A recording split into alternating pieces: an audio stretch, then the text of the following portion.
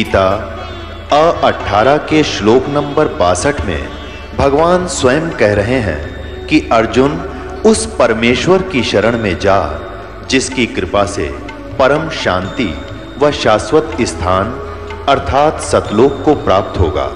वो परमेश्वर कौन है, कहां है, कैसा है, जानने के लिए कृपया अवश्य सुनिए जगत गुरु तत्वदर्शी संत रामपाल जी महाराज के अमृत वचन।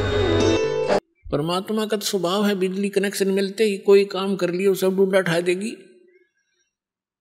और फिर वो लोग विचलित हो जाते हैं क्योंकि ज्ञान संपूर्ण ना होने से, और कहीं लोक लाज में आके फिर वो कोई ना कोई गड़बड़ कर ही जाते हैं और मर्यादा भंग हुई। देखो दो कारण होते हैं। कई भक्त ऐसे होते हैं बार बार मर्यादा भंग करते रहते हैं, कोई हानि भी नहीं होती उनको, और कुछ ऐसे होते हैं मर्यादा भंग कर दी तुरंत उसको हानि होगी या मृत्यु हो जाती है या कोई और कष्ट भारी आ जाता है। उसका ये कारण होता है कि जो बार बार मर्यादा भंग भी कर रहा है, कोई हानि भी नहीं हो रही है, तो उसका अभी शुभ संस्कार पिछले चल रहे हैं, और जिसने मर्यादा भंग कर दी और मृत्यु होगी तो उसका संस्कार था मृत्यु का, और मर्यादा भंग होने से परमात्मा का प्रोटेक्शन हट गया और उधर से उसका वो समय आ गया। और यदि वो मर्यादा में होता तो वो समय वैसे कहा जाता मृत्यु का, उसको मृत्यु प्राप्त नहीं हो सकती। तो पुण्यात्माओं ये थोड़ी सी सावधानी ये भी बरतो, घनी सावधानी बरतो कि हमारा नाम खंड ना हो। लोक लाज ना कीजियो निर्भय हो रहिए, ये मन साधो दीजिए तय गोविंद पाइए। परमात्मा कहते हैं लोक लाज ना करना अगर इस मार्ग में सफल होना है तो। हाँ, लोक लाज वो करो जो चोरी नहीं करे, उसमें लोक लाज माने, जारी नहीं करे, रिश्वत नहीं लेनी चाहिए और झूठ नहीं बोला, किसी को ठगा नहीं, ये है लोक लाज करण की। लेकिन ये लोक लाज नहीं करे कि भक्ति मार्ग में बाधक हो। तो कबीर साहब कहते हैं कुलकर्णी के कारण ये हंसा गया बिगो, और तब ये कुल के कर लेगा जब तू चार पाया का हो। आज तो अपने कुल के लोगों की शर्म मान के मर्यादा भंग करके उनकी क्रियाओं को कर लेते हो, और फिर तुम चार पांव के पशु गधे कुत्ते सूअर बनकर गली में घूमोगे, तब वो तुम्हारा कुल तुम्हें क्या बचाव कर सकेगा। तो यहां कहते हैं लोक लाज ना कीजिए निर्भय हो रही है, और यो मन साधो दीजिए तय गोविंद पाइए। इस प्रकार हमने किसी भी कारण से आपकी कोई ऐसी घटना घट भी जाती है आपके घर पे, तो उसके दो कारण हो सकते हैं। एक तो ये है कि आपकी भैंस मर गई और मरना था लड़का, एक भैंस तो और 20 दे देगा भगवान, तो आपको वो बचाव किया आपका। फिर दूसरा ये होता है कि जैसे कई भक्त होते हैं दुखी होकर आते हैं, कुछ एक को तो आप देख रहे हो, जैसा आप बहुत अनुभव सुनते हो भक्तों की अपनी आत्मकथा, कई तो ऐसे होते हैं आते ही नाम लेते हैं और तुरंत ठीक हो जाते हैं अधिकतर, और कुछ एक ऐसे होते हैं नाम ले भी लेते हैं, 2 4 10 बार चक्कर भी लगा लिए, राहत नहीं, जो वो सोचकर आते हैं कि हमें ये होना चाहिए और वो नहीं हो रहा, तो वो ये सोच बैठते हैं कि मुझे तो कोई लाभ नहीं हो रहा। तो उसके कारण आपको बता दिया बहुत से ऐसे हैं कि जैसे या तो मर्यादा भंग आपकी। कबीर साहब कहते हैं अपनी महिमा पर बताते हैं, सतगुर के दरबार में कमी काहे की ना, हंसा मौज ना पावता तेरी चूक चाकरी माँ। इस कबीर भगवान के दरबार में इम्पॉसिबल वर्ड नहीं है इसकी डिक्शनरी के अंदर, लेकिन हमें लाभ नहीं मिल रहा, तो उस कहते तेरी चूक चाकरी में, तेरी कोई पूजा सेवा और श्रद्धा में त्रुटि है, उसको सुचारू कर, फिर डूंडा ठा देगा। भगवान ही समर्थ है, ये क्या नहीं कर सकता।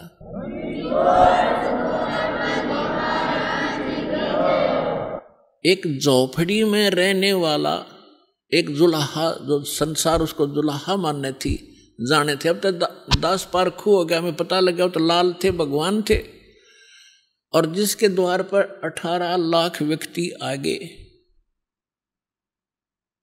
जिसके सुबह का आटा घर में ना हो और उसके घर पर 18 लाख मेहमान आ जाए, चिट्ठी बाई इनविटेशन, और सबको फिर 3 दिन तक वो मोहन भोजन खिला रहे हैं, सब हलवा पूरी खीर खांड और सूखा सीधा को ले जाता, ले जाओ खा लियो अपने घर पर जाके, और 1 रुपये 1 दोहर दे रहे हैं।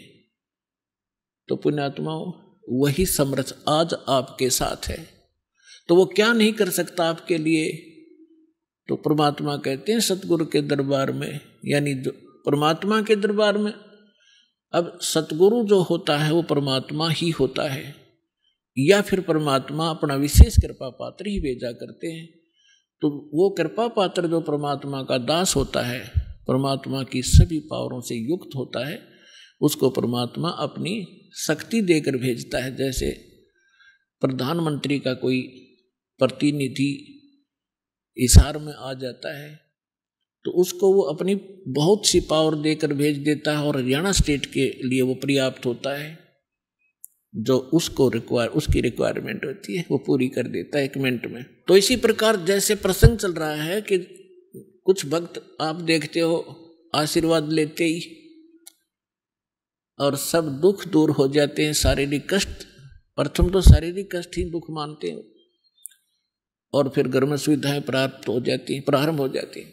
अब दूसरे को ऐसा नहीं हो रहा है तो ये सोचना चाहिए कि जैसे डॉक्टर के पास सैकड़ों मरीज जाते हैं रोगी, और एक रोगी को तो 4 टैबलेट देता है और अगले दिन बताता है जी मैं स्वस्थ हो गया, और एक का इंजेक्शन भी लाता है, ग्लूकोज भी चढ़ा देता है, एडमिट भी करना पड़ जाता है, और फिर 1-2 महीने तक उसको टैबलेट दी जाती है। तो स्वस्थ करके छोड़ देगा डॉक्टर, क्योंकि उसको पता है ये रोग भयंकर है, ये 4 गोलियों से ठीक होने का नहीं है। तो पुण्यात्माओं, आप जी ने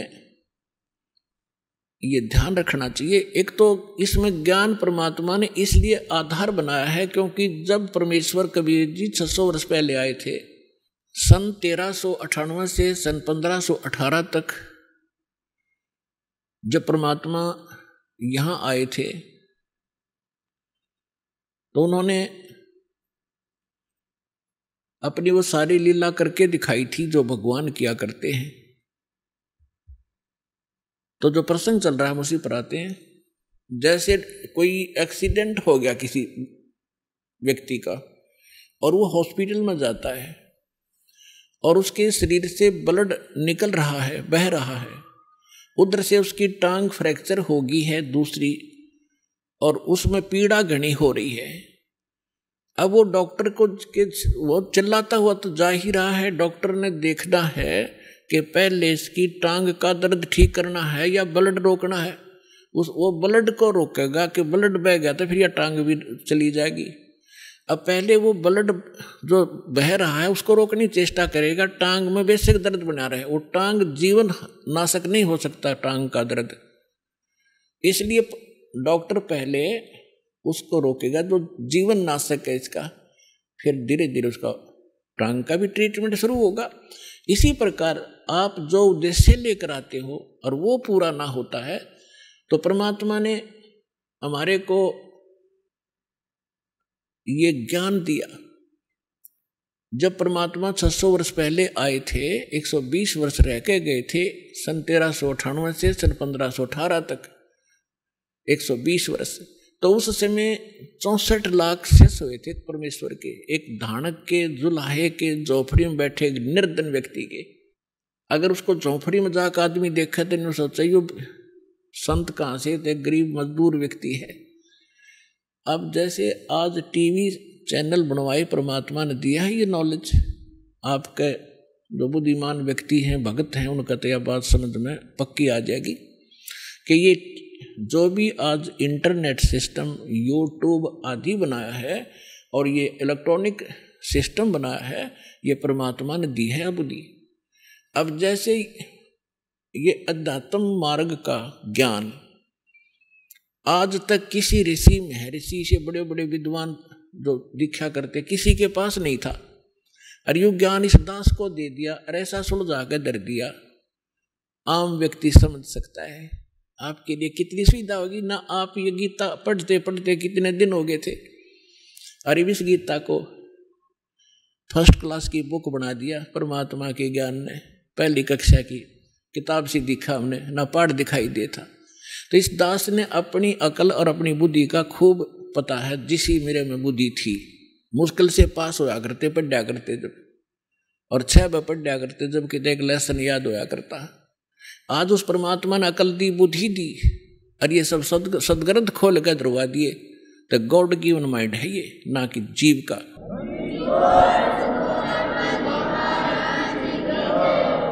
और ठीक इसी प्रकार ये जो कुछ भी आज आप ये जिसको वैज्ञानिक तरक्की मान रहे हो, ये गॉड कबीर गिवन है आपके लिए, अपनी प्यारी आत्माओं को अपनी महिमा और अपनी जानकारी, अपनी पहचान बताने के लिए, कि ताकि ये मुझे समदरिया तो पीछा छुटवावें। ये विज्ञान कति काम नहीं आवेगी किससे कभी। और दूसरी कृपा की दाता ने विज्ञान दी, डॉक्टरों को बुद्धि दी, अच्छी दवाइयाँ खोज ली। आप पहले हम देखा करते हमारे पूर्वज, और हम भी जब छोटे छोटे थे इतनी औषधि थी नहीं, सिर में दर्द हो जाता कपड़ा बांध के 3-3 दिन पड़े रहा करते, काम भी ना कर सके थे। और अब लेकर टेबलेट 10 मिनट में अपना काम करो। तो आज अगर वही स्थिति होती, शरीर में कष्ट हो जाता, तो भक्ति भी नहीं कर सकते आप। तो आज ऐसी मेडिसिन जो दी है ये परमात्मा गॉड गिवन है, कबीर साहब ने दी है। और एक टेबलेट ली और अपना भजन करो और काम करो।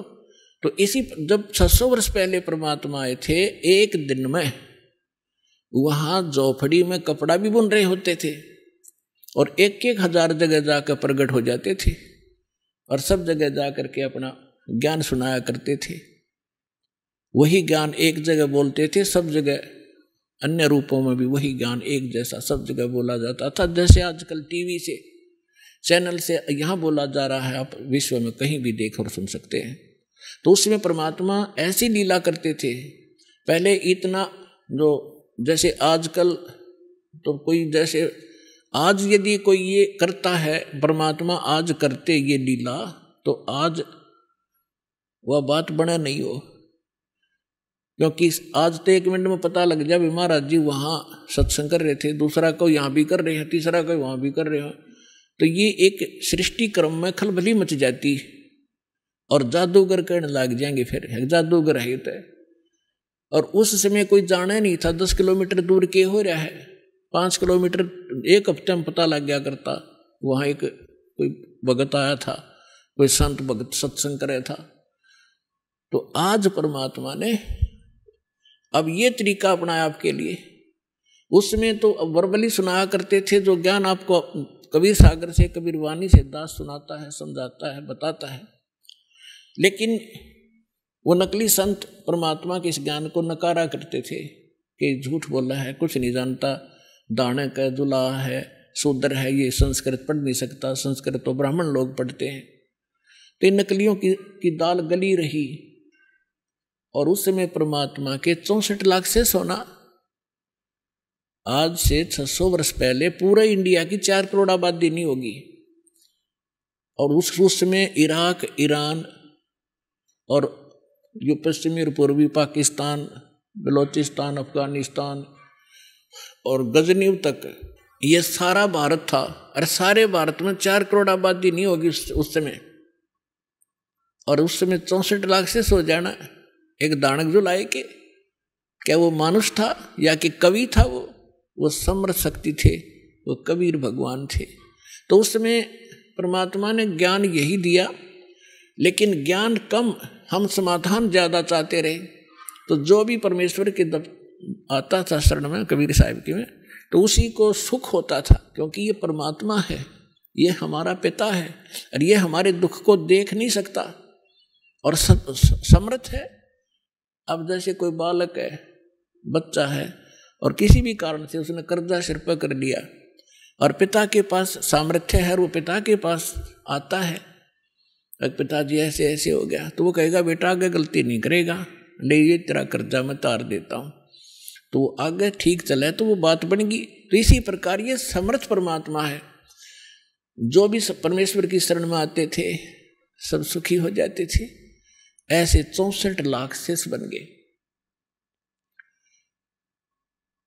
और कारण क्या रहा कि हमने उस परमात्मा को परमात्मा नहीं माना, हमने ज्ञान आधार नहीं किया, समाधान को आधार किया।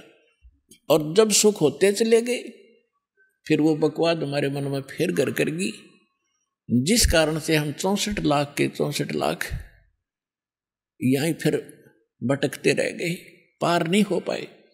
नहीं तो उसमें पार कर सकते थे। उसका कारण ये रहा, कबीर साहब ने कहा कि ज्ञान संपूर्ण हुआ नहीं और हृदय नहीं छिदावे, और देखा देखी भक्ति का यो रंग नहीं ठहरावे। जब तक आपको ज्ञान संपूर्ण नहीं होगा तब तक आप इस भक्ति मार्ग पर स्थिर नहीं हो सकते। आप डगमग हो जाओगे। कोई भी बीच में आकर आपको भ्रमित कर देगा, नहीं आप इधर गलत जा रहे हो, अब इधर चलो। आपकी दिशा आपको दिग्भ्रष्ट कर देगा। तो फिर पता नहीं, अब जाना था पूर्व में और चला भेज दिया उत्तर में, तो बहुत दूर चले जाओगे। ऐसे हम भटकते रहे। तो अब परमात्मा ने ये ज्ञान इसलिए आपके लिए तैयार किया है, पहले आपको शिक्षित किया। पुण्यात्माओं, जो दास वचन कह रहा है इसमें बहुत वजन है और सत्य से परिपूर्ण है। आज से 50-100 वर्ष पहले आप पिछला इतिहास देखो, लाखों वर्ष चले गए इस सृष्टि को, इस चतुर्युग में।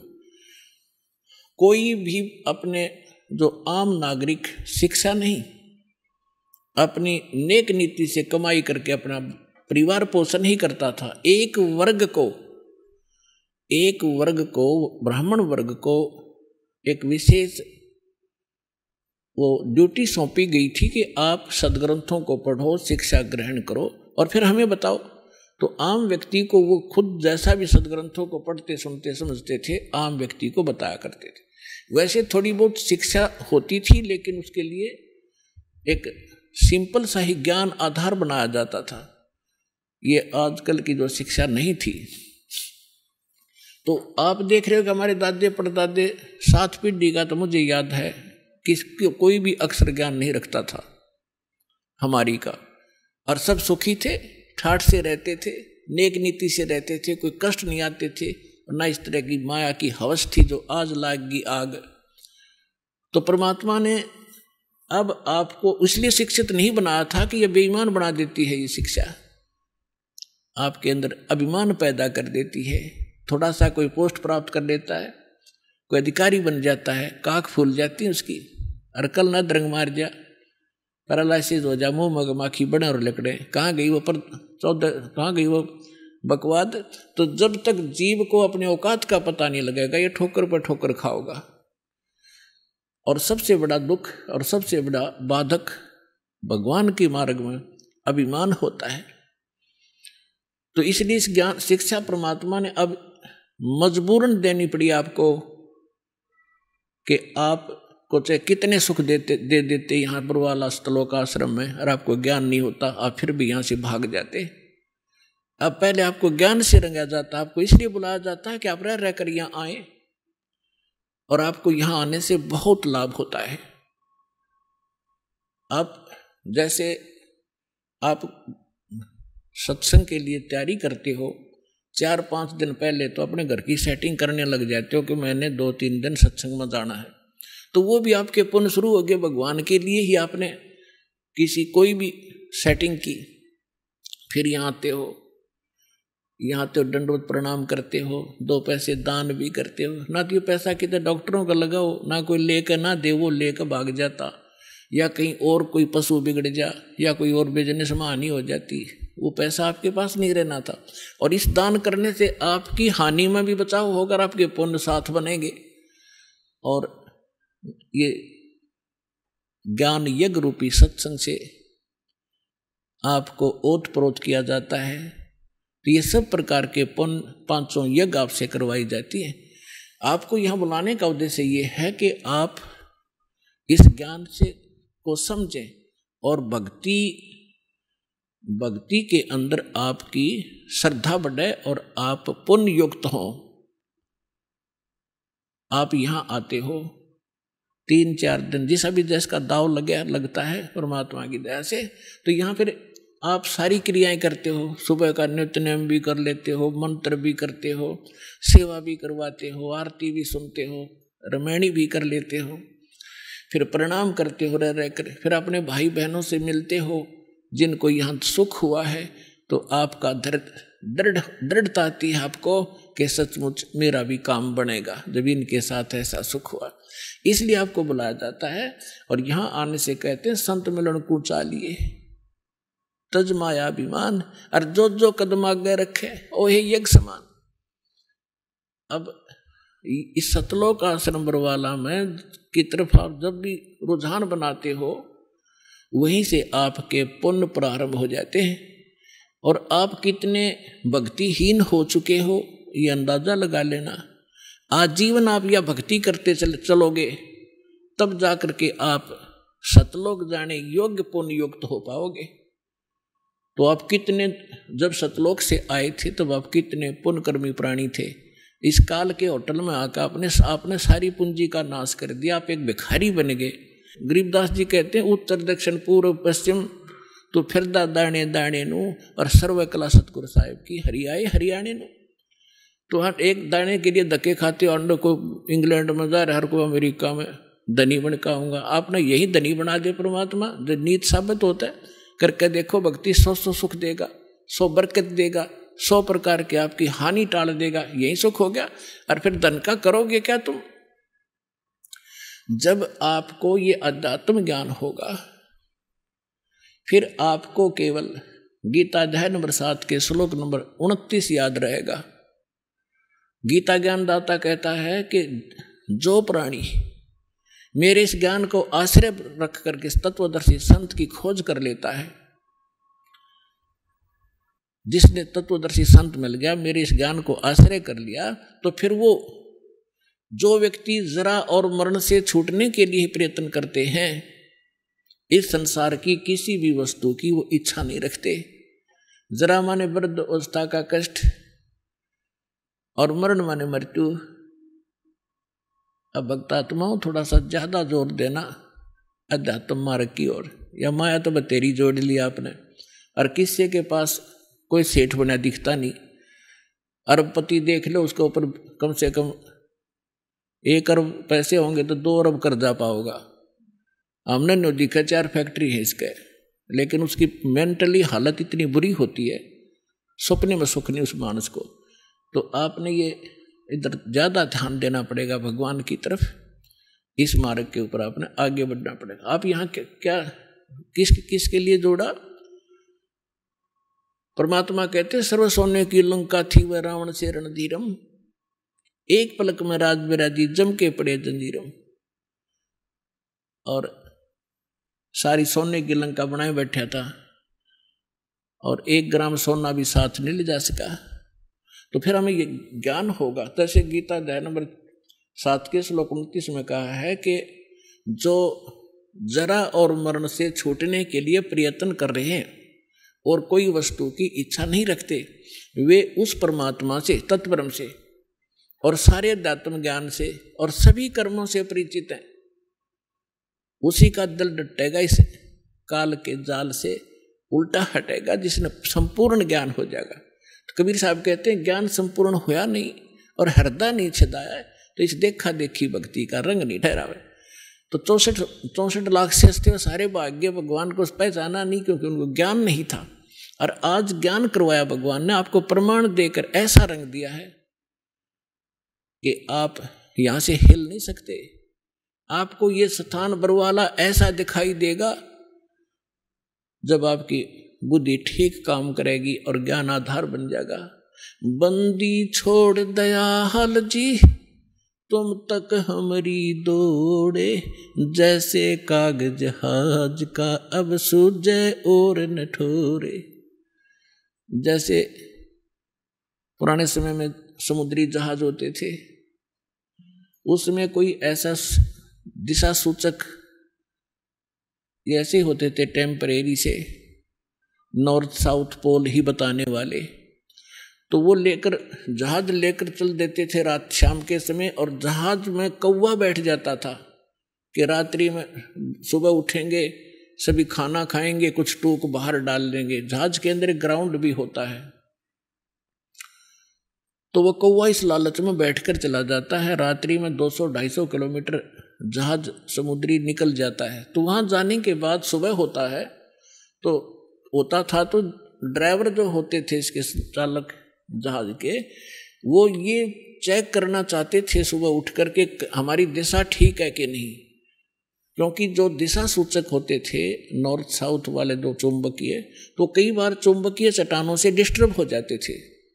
उसको जांच करने का उनका एक मोटा सा तरीका अपना रखा था कि कौवे को उड़ा देते थे, उसको उड़ने के लिए विवश कर देते थे। जो जहाज पर बैठ कर चला गया उसको डले डुले मार कर उसको विवश कर देते थे उड़ने को। तो कौवे के अंदर एक ऐसी कला दे रखी है भगवान ने कि उसको ये वो दिशा भूल नहीं पड़ती जिस दिशा से वो चला था, तो फिर अपने घर की तरफ ही उड़ता है सीधा स्ट्रेट। तो जिससे वो जहाज के चालक तो अपने उस इंस्ट्रूमेंट की जांच कर लेते सही है या गलत है, गलत है तो सेट कर लेते अपनी दिशा जहाज की। और थोड़ी देर में वो कौवा उड़ के थोड़ी बहुत दूर जाता, 1000-2000 फुट, फिर उसको कहीं स्थान नहीं दिखता, कहाँ तक उड़ के वो जाकर बैठे। अंत में वापस उड़ अड़ा के वापस आकर उसको जहाज ही दिखाई देता, उसकी जान बचाने वाला, नहीं तो जहां बैठे हुए डूब कर मरने वाला समुद्र ही समुद्र था। तो वापस आकर उसने जहाज पर ही शरण लेनी पड़ी और स्थान कहीं उसको दिखाई नहीं दिया जहां उसकी जान बच सके।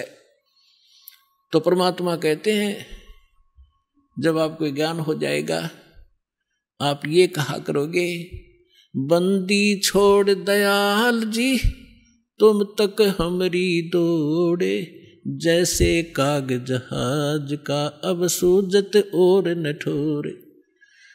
अभी तक तो ये नकली कोई कुछ कह देता है, कोई कुछ कह देता है, लेकिन जब आपको ज्ञान हो जाएगा आप उनकी नहीं मान सकते, वो चाहे आपकी ना मानो। तो प्रसंग चल रहा है, परमात्मा आपको ज्ञान देते हैं, आपको ज्ञान से परिपूर्ण किया जाता है। यहाँ बुला करके प्रोजेक्टर बनवाए भगवान ने, टीवी चैनल बनवा दिए, मोबाइल दे दिए अपने बच्चों के लिए बनवा के। अपने आत्माओं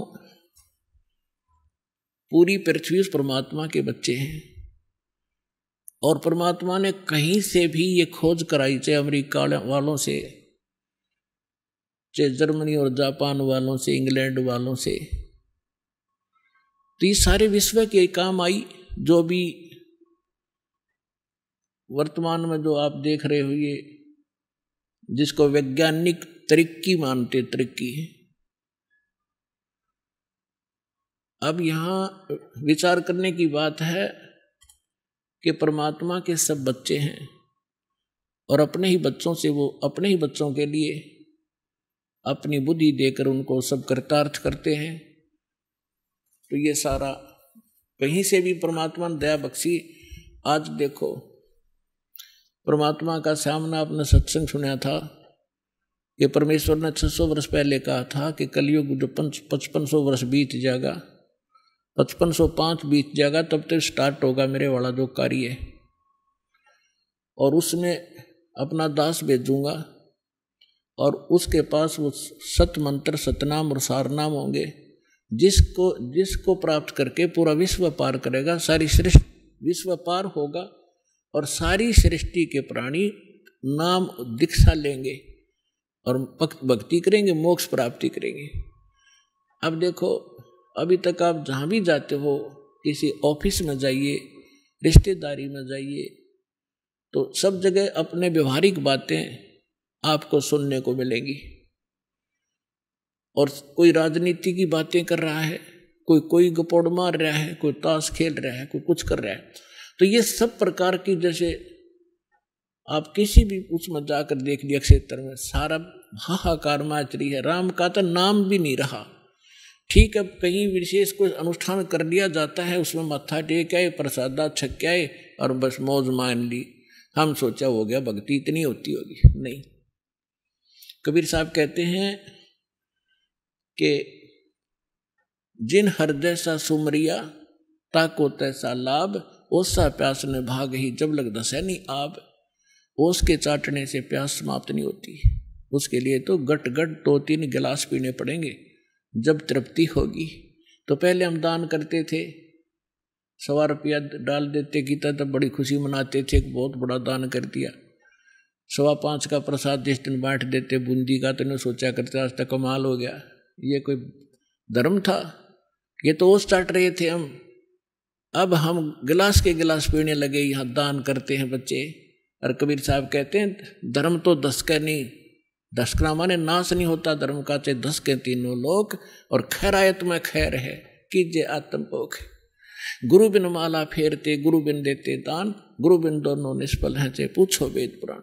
यानी कुपात्र को दिया हुआ दान भी व्यर्थ जाता है, सुपात्र को दिया हुआ दान 1000 गुना होकर आपको प्राप्त होता है, और आपके पुण्यों में भी वो काउंट लिखा जाता है।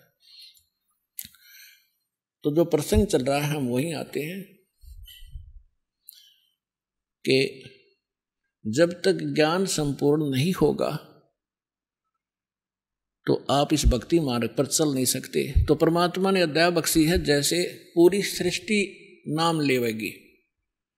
अब दीक्षा कैसे लेगी? अब सबके विचार आप देख लो। दास को बिटर एक्सपीरियंस है इस भक्ति मार्ग पर चलने का। शुरुआत की अपने घर से, कोई नहीं माने, सारे उल्टे पड़े, तू कहाँ से ये ज्ञान ले आया, तेरा दिमाग घूम गया, सारे एक तरफ उठ कर चले जा। फिर कोई रिश्तेदार आ जाए, उससे बताने लगूं, क्योंकि ज्ञान ऐसा है ना जाने कितना बता दूं। फिर नो कहने लगे भाई वो तो पागल हो लिया रामपाल, तो उड़ जाइयो ना, बैठ जा 2 घंटे उठने देता ना। तो कहने का भाव ये है कि आज आपके साथ, सबके साथ ऐसे ही बना है। प्रारंभ में किसी ने आपको ज्ञान सुना है तो आपको जची नहीं, आपको कोई सीडी दे गया है, आपने सीडी सुन ली लगातार। क्यों? सीडी एक ऐसा माध्यम है, आपने ले ली, या टीवी चल रहा है, ये चैनल से कोई सत्संग सुन रहा है, तो वहां श्रोता सुन सकता है, वाद विवाद नहीं कर सकता उसके साथ। और वाद विवाद करके आदमी उस निष्कर्ष तक पहुंचे नहीं पाता जहां वक्ता पहुंचाना चाहता है।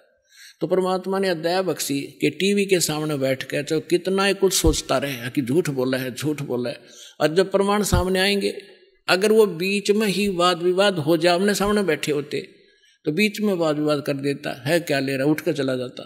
फिर उसने उसमें देखते देखते देखते सारे प्रमाण मिल गए, तो जो उसके अंदर डाउट थे वो समाप्त हुए।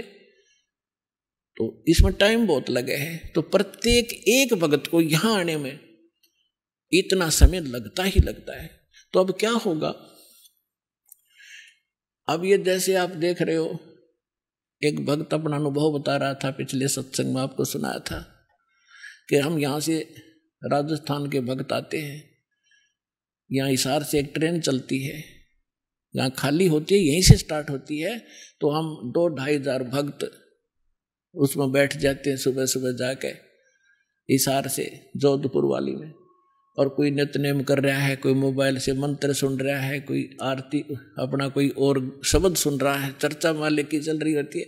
तो वहाँ जितने यात्री उसमें बैठे होंगे अन्य भी, उनके ऊपर भी परमात्मा की वाणी प्रभाव डालेगी। बेशक उनको कोई समझ में नहीं आ रहा आरती या नमो नमो सतपुरुष को शुरू में तो किसी के बिना पल्ला पड़ती के बोल रहा है, लेकिन वो अपना काम पूरा कर रही होती है, उसको प्रभावित कर रही है आसपास के क्षेत्र में। इवन चींटी, पक्षी, पशु, गांव घर के जो पशु हैं उन पर भी प्रभाव पड़ेगा। और इस वाणी के सुनते उनको शीघ्र ही, क्योंकि भगत के घर में पशु पक्षी जीव जंतु जो भी होंगे उनका भी उद्धार ही होगा। तो इस वाणी में इतनी शक्ति है, परमात्मा की वाणी के अंदर इतना अफेक्ट है कि इस आत्मा के बहुत से पाप ऐसे होते हैं जो ज्ञान यज्ञ से कटते हैं, और फिर उसके अंदर एक विशेष प्रेरणा बनती है भगवान की तरफ से कि कैसा है नास्तिक को। अब नास्तिक कैसे है? जैसे ये आत्मा पाप कर्मों से मूर्छित पड़ी है। अब जैसे किसी को सर्प डस जाता था, अब उसको एक गारडू होता था, विष उतारने का वो मंत्र सिद्ध कर लेता था। ये आध्यात्मिक जो विज्ञान है ये सबसे उत्तम है। अभी तक आपने देखा होगा कोई झाड़े झूड़े ला दिन छोटा मोटा बुखार उतार देते हैं, तो ये इस तरह की क्रियाएं हैं, लेकिन ये भक्ति ये तो एक अंश मात्र है।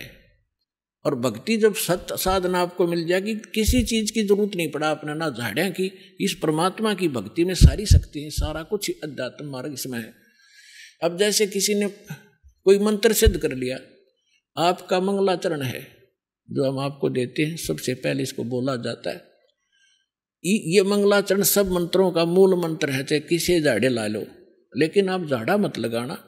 इस मंत्र को जाप करने से आपके आसपास कुछ भी नहीं रहेगा, और फिर आपका मंत्र जो दूसरा दे रखा है वो करते रहे। तो कहने का भाव ये है कि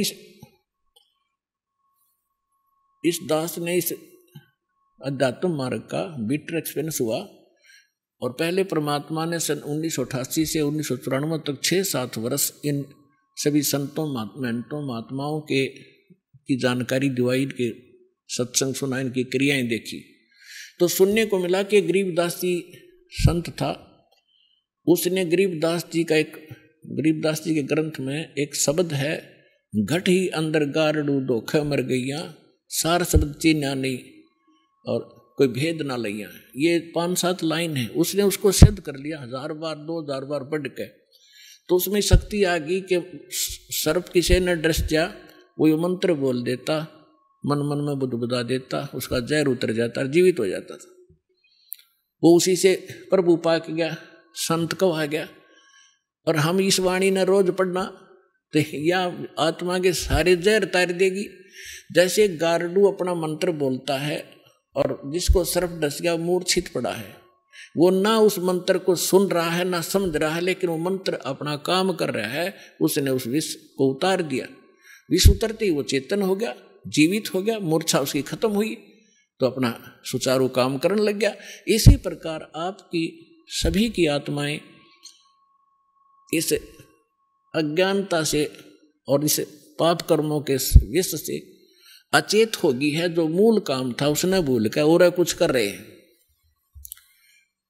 तो ये वाणी जो आपको दी जा रही है, ये सारे विश्व में फैलेगी और सब पर प्रभाव डलेगा। चाहे कोई ना सुन रहा है, ना समझना चाहता है, घर में चला है और सदस्य नाम नहीं ले रखा, कुछ दिनों में देख लेना वह भी नाम लेंगे, क्योंकि उनके वो विष उतर जाएगा जो पाप कर्मों का, उनका धीरे धीरे कम होगा और वो फिर उनमें एकदम प्रेरणा बनेगी।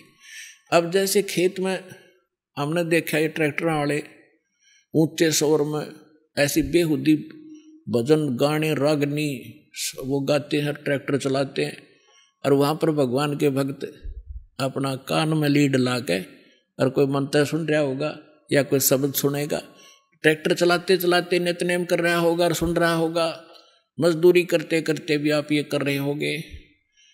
और ऐसे भक्त का बोया हुआ बीज भी जो भी आम समाज खावेगा उसको भी प्रभाव डालेगा। एक समय की बात है कि एक 2 भक्त 2 संत बने हुए थे, उन्हें चेले बना रखे थे। थोड़ा बहुत अध्यात्म ज्ञान इनको होता तभी तो ये थोड़े बहुत आम समाज के अंदर पूजे हो जाते हैं। तो वो दो भक्त 2 संत थे। एक संत कहने लगा चल मेरे शिष्य हैं वहां चलते हैं, वो दूसरा भी साथ चला गया। तो जिसके वो जाकर रुके उस बहन ने नाम ले रखा था, दीक्षा ले रखी थी। उसके घर उसकी बहन आई हुई थी, उस बहन की बहन, और उसकी बहन की लड़की विधवा हो गई थी और वो बहन बड़ी टेंशन में थी। तो जो उपदेश प्राप्त थी उस बहन ने उस बहन को जो अनुपदेशी थी उससे कहा कि बहन रोटी बनवा दे, मेरी मदद कर दे, खाना बनवा दे, साधु संत आ रहे हैं। तो उस बहन ने वो खाना बना दिया जिसकी बेटी विधवा हो चुकी थी। उसी टेंशन में थी वह, क्या होगा मेरी बेटी का, छोटे छोटे बालक हैं, भाई भगवान के ऊपर कैसे गुजारा होगा। माता पिता को तो बड़ा टेंशन बनी रहती है। अब इन विचारों से ग्रस्त उसने खाना बना दिया, संतों ने खा लिया, वह सो गए। तो सुबह जो दूसरा था वो उठा और इतना टेंशन में उठा कि भाई क्या हो गया। उठकर उसने अपने साथी से बताया कि भाई आज तो ऐसा सपना आया जैसे मेरी लड़की विधवा होगी हो। और उसका क्या होगा, मतलब बुरी तरह तड़फड़ा था। ये आँख खुली जब चैन हुआ है तो वो बुद्धिमान था, उसने कहा अपने मित्र से कि क्या इस परिवार में किसी को कोई आपत्ति है। तो बोला जी मन ने भी नहीं पता, पता करता हूँ। उसने अपनी शिष्या बुलाई कि बेटी आपकी कोई तकलीफ है किसी प्रकार की, कोई लड़की को हानि होगी है। तो वो कहने लगी जी मुझे तो कुछ है नहीं, आपकी कृपा से मेरी बहन आई हुई है, उसकी लड़की भी दुआ होगी, अभी 10 से 15-20 दिन हुए हैं और वो आई थी। तो उस संत ने पूछा क्या खाना किसने बनाया महाराज, कि उसी ने बनाया था। अपने आत्मा उस बहन के द्वारा बनाया गए भोजन में भी विचार प्रवेश हो गए और उस संत के ने खाया उस पर भी प्रभाव डाला उसने। तो इसी प्रकार अब ये अच्छे वचन, अच्छे ज्ञान, अच्छी वाणी जो भी जिस जैसे कोई कहीं भी इसकी क्रिया कर रहा है तो उसी के अंदर प्रवेश करेगी। जैसे कोई सेठ है बैठे बैठे मंत्र कर रहा है और काम क्या वहाँ पर वाणी ला ले अपने भगवान की, दुकानदार है या कोई किस मजदूर है और कहीं भी जो कार्य करता है अपना, तो वहाँ क्या होगा कि उस सामान के ऊपर भी इसका प्रभाव पड़ेगा, जो और खरीद के ले जाएंगे उन पर भी असर होगा। तो इस प्रकार हमारे जो सभी की आत्माओं पर पाप कर्मों का विष चढ़ने से मूर्छित पड़ी है या जागेगी और फिर बदन में लगेगी। तो इस प्रकार इस परमात्मा का जो ये इंस्ट्रूमेंट बनवाने का जो उद्देश्य था, प्रयोजन, ये कोई ऐसे नहीं है। नहीं तो इसके अंदर सारी बकवास देखें, जब तक ये ज्ञान नहीं होता, कोई फिल्म देख रहा है, कोई और बकवास देख रहा है, कोई खेल देख रहा है, और अब ये ज्ञान होने के बाद कि ये बकवास छोड़ के इसमें भगवान देखो, परमात्मा का नाम सुनो, ज्ञान सुनेंगे, तो यही इंस्ट्रूमेंट जो दुरुपयोग करके हमारा जीवन नाश कर रहे थे, ये हमारे जीवन को सफल करेंगे।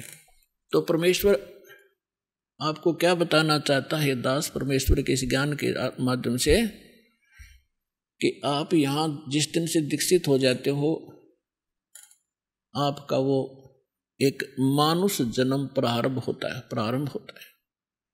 उससे पहले आप मनुष्य शरीर अवश्य था, लेकिन कर्म मनुष्य के नहीं थे। सभी सद्ग्रंथ, सभी संत और खुद परमात्मा आकर बताते हैं कि परमात्मा इस मनुष्य जीवन की प्राप्ति आपको केवल परमात्मा प्राप्त करने के लिए और जरा और मरण के संकट से छुटवाने के लिए ही प्राप्त होता है। आपको ज्ञान संपूर्ण होता नहीं, और संसारिक लोगों से जो ट्रेनिंग आपको मिलती है उसमें दृढ़ हो ही जाते हो। कोठी बना ले बेटा, उस लड़के ने देख ले थोड़े से दिन हुए नौकरी लगा था और 2 कोठी बना ली, तो हमारे वो इंजेक्शन लग जाते हैं, हम फिर वही टारगेट लेकर आगे चलते हैं नौकरी में या कोई बिजनेस में। कोठी बनाऊं, प्लाट लूं, कार लूं बढ़िया सी, और 1 मिनट में मृत्यु हो जाती है और कोठी कार धरी धराई रह जाती है। कबीर साहब कहते हैं राम नाम कड़वा लगे, राम नाम कड़वा लगे, ये मीठे लगे दाम, दुविधा में दोनों गए, भाई माया मिली ना राम। पुणात्मा, इस अध्यात्म मार्ग से जब आप परिचित हो जाओगे, आपको कोई किसी प्रकार की भी शंका, डाउट नहीं रहेगा। जैसे आपको ज्ञान वही होता है, प्रमाण वही होते हैं, उदाहरण वही होते हैं जो रह रहकर पूरे वर्ष सुनाए जाते हैं, और आपकी आत्मा को ये ज्ञान और ये प्रमाण कितनी बार सुने उतनी बार अच्छे लगते हैं, तो आप स्वस्थ हैं। और जिसको ये महसूस होता है कि ये सत्संग तो मैंने पिछली बार भी सुना था, ये बात सुनी थी, तो ये आपकी कमजोरी है, आपके कोई वीकनेस आत्मा में आ चुकी है। जैसे एक स्वस्थ व्यक्ति होता है, वो सुबह खाना खाता है, रोटी वही होती है, थोड़ी बहुत दाल सब्जी में बेशक फर्क हो जाए, अंतर हो जाए, और सुबह खाना खाया और शाम को वही रोटी फिर रखी है और आपको रुचि नहीं बन पा रही है, तो आप अस्वस्थ हो गए हो। और यदि आपको वही रोटियां फिर उसी तरह रुचिकर लग रही हैं, तो आप स्वस्थ हैं। और दिन में 3-3 बार खाते हो, रुचिकार लगती हैं, तो आप स्वस्थ हैं। इसी प्रकार अब ये ज्ञान वही है, और जितनी बार सुने और जितनी बार ये आपको, उतनी ही बार आपको ये अच्छा लगना चाहिए, तो आप स्वस्थ हैं। अन्यथा आपको फिर कोई पाप कर्म ने घेर लिया। अब जैसे रोगी व्यक्ति है और वो भोजन प्रतिदिन खाता है 2-2, 3-3 बार, और जब निरोग होता है, अब रोगी व्यक्ति हो जाता है वो, तो उसको एक समय भी एक ग्रास भी खाने की रुचि नहीं रहती। कारण क्या हुआ कि उस रोग ने उसके शरीर की व्यवस्था खराब कर दी। जो मीठी वस्तु थी, खाने योग्य पदार्थ थे, वो भी कड़वे लगने लगे। उसका तरीका क्या है? उसका तरीका ये है कि कड़वी, जैसे किसी को मलेरिया हो गया और उसने वो कड़वी कुनीन, रोटियां तो भी कड़वी, वो खानी पड़ेंगी, ना चाहते भी खानी पड़ेंगी, चाहे वो रुचि कर लगे चाहे ना लगे। उनके खाने से फिर धीरे धीरे बुखार ठीक होगा, जबर ठीक होगा, तो वह रुचि भूख बढ़ेगी, और फिर स्वादिष्ट, स्वस्थ होते फिर स्वादिष्ट हो जाएंगे। तो स्वादिष्ट लगा करेंगे। इसी प्रकार ये सत्संग के अंदर ये दोनों डोज हैं। इसमें आत्मा का आहार भी है और ये ट्रीटमेंट, ये उपचार भी साथ होता है। जैसे कोई भक्त सत्संग सुन रहा है और ये मन में आता है कि तो पहले भी सुना था, तो बेशक आप ना चाहते हुए भी उठकर नहीं जाना चाहिए, उसको बार बार सुनना चाहिए। थोड़ी सी देर में आप देखोगे, ओहो ये तो ठीक सी लगन लाएगी, तो ये कुनीन का काम भी करेंगी। ना चाहते हुए भगवान की महिमा को सुनते ही रहना चाहिए, और ना चाहते हुए भक्ति जैसे मंत्र करने लगते हो, रुचि सी ना बनती, ना बनन दे। एक बार मंड जाओ करडे से होकर, मन भागन दे, थोड़ी देर भागेगा, फिर आप सेट होगा। इसी प्रकार परमात्मा कहते हैं, कबीर हरि के नाम को हेज बजोते खज, उल्टा सुल्टा ओ गही खेत पड़ा जो बीज। अब परमात्मा के नाम में लग जाओ, चाहे हेज यानी अपनी रुचि से, या खज के माथा सा ठनकते हुए भी शुरू कर दो। और कहते हैं जैसे खेत में बीज पड़ गया, उल्टा पड़ोते सुल्टा उगेगा।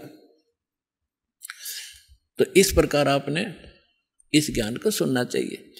अब जैसे हमने जो ट्रेनिंग समाज से मिली, जहां भी गए उन्होंने यही कथा सुनाई, क्या कर रहा है बेटा? कि इंजीनियरिंग कर रहा हूँ। अच्छा क्या लगेगा? जेई लगूंगा। कोई कहे मैं STO लगूंगा। अच्छा, हमारे गांव में एक लड़का था भाई फलाने का, जेई लगा था, उसने एक कोठी वहां बना ली और एक प्लॉट खरीद लिया और उसने न्यू कर लिया। तो हमने फिर वही सोच हो जा BCA बनावांगे, जेई लग के या SDO लग के, तो वो इंजेक्शन लग गए तो हम उधर प्रेरित हो गए। अरे ज्ञान सुनाएंगे भगवान का तो हम इधर दृढ़ हो जाएंगे। वो तो हमें जहर दिखाई देगा, कोठी और बंगला में सारा जीवन नाश कर देना, मामूर्ख व्यक्ति का काम दिखाई देगा। तो इसी प्रकार सत्संग में आने से, इस ज्ञान को बार बार सुनने से आपको दृढ़ता आएगी। कबीर साहब कहते हैं, देखो हम यहाँ माया मांगने आते हैं, परमात्मा कहते हैं ये तो मैं रूंगे में दूंगा आपको फ्री में, ये तो आपको फ्री ऑफ कॉस्ट दूंगा, ये तो हमारा सौदा भी नहीं है, ये तो वैसे दूंगा आपको।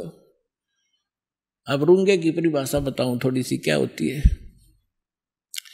पहले हमारे गांव में, सभी गांव में ग्रामीण में ऐसा था, पैसे वैसे होते नहीं थे। ऐसे ही जैसे कोई सब्जी बेचने आया या कोई और सामान, प्याज बेचने आया या कोई और सामान लेके आता, तो हमारी दादी जी क्या करती थी, गेहूं का बेला भर ले जाती और उसको पूछती, भाई ये कैसे देगा टिंडे तू? वो कहता जी गेहूं के 2 बार दूंगा, बोला तोल दे। और जब तो सौदा तो कर लिया, गेहूं का 2 बार तुलवा लिए, 1 किलो के 2 किलो ले लिए, किलो गेहूं के बराबर। फिर यूँ क्या करती, भाई रूंगा और दे। रूंगा माने बिना बगैर सौदे में अलग आइटम, वो एक आधा टिंडा ठाका और घेर देता, ले दाई रूंगा ना भाई थोड़ा और देख दो, वो देख दो और घेर देता, बुढ़िया राजी हो जाती। तो ये रूंगा माने फ्री ऑफ, वो तो फालतू का। तो जो असली सौदा हम आपको यहाँ देंगे, करेंगे, वो जन्म और मरण के इस दीर्घ रोग का नाश करेंगे। और जो आप यहाँ मांगने आते हैं तो रूंगे में देंगे आपको अगले हो जा रहा जी, जो संसारिक संपत्ति जो आपको आवश्यक होगी और आपके कष्ट जो आपके ऊपर संकट आ रही है, तो रोंगे हम, ठीक करेंगे हम आपको कबीर भगवान हमारे। और असली दुख था आपका, असली सौदा तो ये है जो आपका जन्म मरण का रोग काटेंगे, जो पृथ्वी पर इस ब्रह्मांड में कोई नहीं कर सकता इस काम को, जो सतलोक आश्रम बरवाला जिला ये सारा हरियाणा में आपको आज उपलब्ध है। तो क्या बताते हैं, राम नाम कड़वा लगे ये मीठे लगे दाम, दुविधा में दोनों गए भाई माया मिली ना राम। अब इन्हीं इंजेक्शनों से प्रभावित व्यक्ति, एक बार ये दास मेरे पूज्य गुरुदेव जी के सतलोक गमन के उपरांत उनके आदेशानुसार दीक्षा नाम सत्संग करने लगा। तो हमारे पूज्य गुरुदेव जी का एक आश्रम मोघा के अंदर है, रेलवे स्टेशन के पास, और एक तलवंडी भाई जिला फिरोजपुर के अंदर है। तो जिला फिरोजपुर के अंदर जो तलवंडी भाई एक कस्बा छोटा सा बरवाले जैसा ही, तो वहाँ हमारे गुरुदेव जी के कुछ शिष्य थे, तो उन्होंने आग्रह किया कि आप यहाँ भी सत्संग किया करो। गुरुजी चले गए, तो हमने सेकंड संडे यानी द्वितीय रविवार तलवंडी भाई में सत्संग शुरू कर दिया, हम जाने लग गए। तो इस सत्संग को सुनकर प्रभावित तो आम व्यक्ति हो ही जाता है।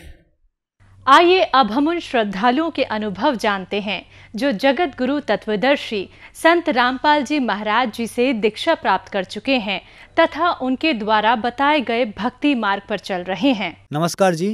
नमस्कार सर। क्या नाम है जी आपका? विमल दास मेरा नाम है सर। विमल जी, आप कहाँ से हैं? तहसील बाराचट्टी और डिस्ट्रिक्ट गया के रहने वाला हूँ, बिहार का सर। विमल जी, संत रामपाल जी महाराज से नाम दीक्षा आपने कब ली?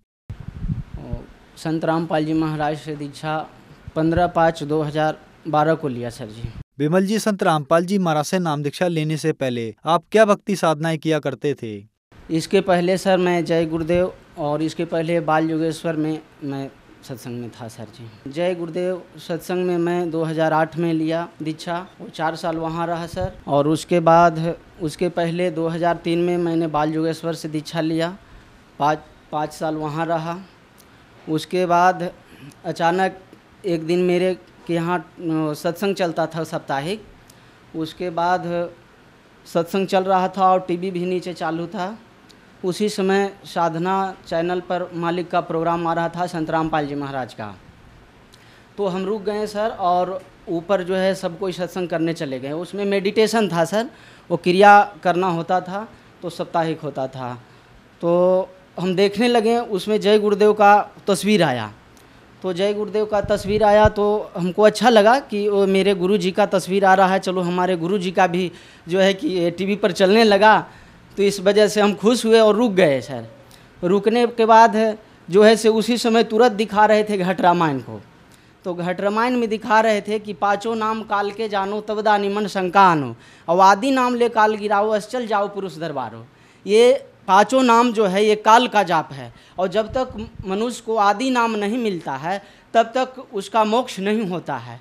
तो हमको तो खटक गया तुरंत कि भाई ये तो हमारा, ये भी इसको तो लास्ट हम मान चुके थे, फाइनल मान चुके थे, क्योंकि देवी देवता का 20 साल पहले किए थे। कुछ अपना कथावाचक भी कुछ न कुछ करते रहते थे, सदग्रंथ को भी पढ़ते थे सर। तो ऐसा लगा कि अब इनको फाइनल मान चुके थे, और परम संत परम गुरु ऐसे कुछ कर करके इनको इतना महत्व बढ़ा दिया गया था संत तुलसीदास जी जय गुरुदेव वाले को। तो हमने समझा कि यही अच्छा है, और 5 नाम मेरे मने दिमाग से मैच कर गया कि अच्छा मने नाम है सर। तो ये 5 नाम का जाप करते थे, मेडिटेशन करते थे। इसके बाद में सर फिर तुरंत फ़ोन लगाया, हम मथुरा लगा दिए सर। मम्मी मेरी वहाँ रहती थी वहीं मथुरा में, तो हम वहाँ जो नंबर था वहाँ का, वहाँ मैंने फ़ोन लगाया कि ये जो 71 का वो भविष्यवाणी के बारे में भी बता रहे थे कि, तो उसमें हम बोले कि 71 में भविष्यवाणी जो किए हैं जय गुरुदेव, वो संत रामपाल जी बता रहे थे टीवी में कि, तो उसमें हम पूछे तो वो बोली कि आषाढ़ या उसमें आओ, आषाढ़ वाला में आपको सब कुछ समाधान हो जाएगा। तो हमको जो है से ये मैंने शांति नहीं मिला सर जी, और हमको एकदम चैन नहीं हुआ, रात में नींद नहीं आया। उसके बाद दिन में एक और मैंने हमारे जय गुरुदेव से जुड़े हुए थे, उनसे कहा कि ऐसा ऐसा है, ये तो मैंने हम लोग जो जाप कर रहे हैं उसको तो भाई गलत बता रहे हैं, अब कहाँ चलना होगा। और एक मधु परमहंस है, वहाँ चलोगे कि यहाँ चलोगे, दोनों का अच्छा ही लगता है। तो फिर ये नंबर आ रहा था पीली पट्टी पर, ये संत रामपाल जी का जो साधना चैनल पर चल रहा था, उससे पीली पट्टी पर नंबर आ रहा था, उसी पर से नंबर लिया और फ़ोन किया। तो हम बोले कि इससे और क्या नाम है, आगे कैसे आप परमात्मा से मिला दोगे। कुछ बातचीत किया यहाँ बरवाला के भक्तों से, तो उन्होंने कहा आप आवो यहाँ, सबसे पहले आपको सारा समाधान हो जाएगा। संत रामपाल जी महाराज के आश्रम में गए, वहाँ जाने के बाद दीक्षा के लिए बात हुआ कि आपको दीक्षा लेना होगा। तो हमने कहा कि भाई दीक्षा तो हम कई जगह से ले चुके हैं, तो हम पहले शंका समाधान करेंगे, तो दीक्षा हम लेते नहीं रहेंगे बार बार। तो इस तरह से बोलें कि तो दीक्षा नहीं लोगे तो इधर ही रहना होगा, बाहर में एक है वो चप्पल वाला जिधर रहता है, वो अच्छा व्यवस्था है, कोई दिक्कत नहीं है। तो कहीं कि रह लेंगे हम यहाँ, कोई दिक्कत तो है नहीं, लेकिन हम शंका पहले समाधान करेंगे तभी दीक्षा लेंगे। वहाँ शंका समाधान किए सर जी, उसके बाद जो है कि दीक्षा लिए सर। विमल जी, संत रामपाल जी महाराज की शरण में आने के बाद आपको क्या क्या लाभ मिले? संत रामपाल जी महाराज के शरण में आने से हमें आर्थिक और शारीरिक लाभ मिला सर जी।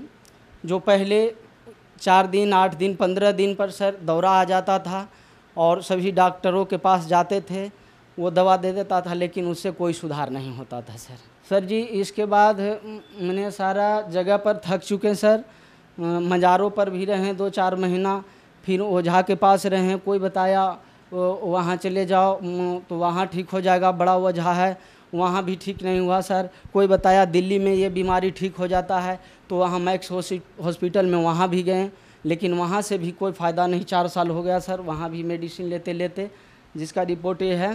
पहले मेरे को दौरा एपिलेप्सी कन्वर्सन बताया था, जिसको मिर्गी कहते हैं हिंदी में। उसके बाद सभी डॉक्टरों ने यही बताया था।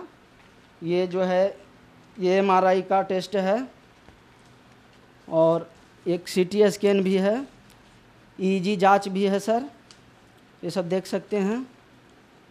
इसके बाद ये सभी जगह से थक जाने के बाद सर देखिए मैक्स का है, ये लोकनायक हॉस्पिटल का है। ये सभी जगह से हार जाने के बाद मैंने संत रामपाल जी के पास आया, वहाँ से मुझे जो है ऐसी बीमारी में बहुत राहत मिला सर जी। मैं पहले क्लिनिक पर रहता था, बैठे बैठे मेरे को डेली दिक्कत हो जाता था सर, और आज मैं पुस्तक सेवा में कहीं जा रहा हूँ 30 किलो 35 किलो लेकर के प्रचार प्रसार भी कर रहा हूँ, कोई दिक्कत नहीं, मालिक के परमात्मा का संत रामपाल जी की दया से हो रहा है सर जी। और बिना दवा का जो है कि मैं ठीक हूँ सर, आज मैं स्वस्थ हूँ। और घर में परेशानी और सब रहते थे, घर में लड़ाई झगड़ा चलते रहता था सर, और जानवर में हानि होता था, घर में परेशानी था, और भी बाल बच्चे में भी परेशानी हुआ था सर। तो वो सब भी संत रामपाल जी महाराज की दया से ठीक होगा सर। विमल जी, संत रामपाल जी महाराज की शरण में आने के बाद आपको बहुत सारे लाभ मिले, तो जो दर्शक आज आपको टीवी पर देख रहे हैं और वो भी संत रामपाल जी महाराज से नाम दीक्षा लेना चाहते हैं, तो कैसे ले सकते हैं? चैनल पर पीली पट्टी चलती है सर, उसके नीचे नंबर रहता है, यहाँ उस पर नंबर से कांटेक्ट करके, और उस नंबर से कांटेक्ट करके उस नंबर पर फ़ोन करके और संपर्क करके और वहाँ से दीक्षा ले सकते हैं सर जी। धन्यवाद जी। सत साहिब जी।